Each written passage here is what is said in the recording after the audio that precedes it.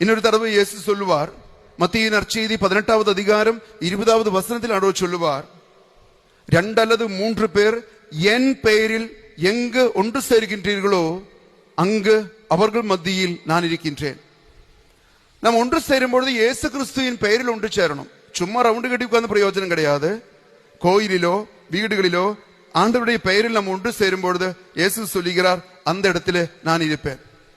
கருத்து இன்டென்ஷன் இயேசு கிறிஸ்துவுக்காக, இயேசு கிறிஸ்துவின் பெயரில் நாங்கள் அமர்ந்திருக்கிறோம், அங்கே பிரசனம் இருக்கும். மத்திய நற்செய்தி 18வது அதிகாரம் 5வது வசனத்தில் ஆண்டவர் சொல்லுவார், 5வது வசனத்தில் ஆண்டவர் சொல்லுவார்,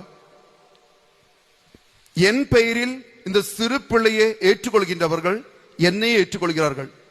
எல்லாம் என் பெயரில் தான். இயேசு கிறிஸ்து அப்போஸ்தலர்களுக்கு இந்த ட்ரைனிங் கொடுத்தார். இயேசு கிறிஸ்து இந்த உலகத்தை விட்டு போன பிறகு அப்போஸ்தலர்கள் செய்ததெல்லாம் இயேசு கிறிஸ்துவின் பெயரில் செய்ய தொடங்கினார்கள். நிறைய அத்தாட்சிகள் பைபிளில் உண்டு.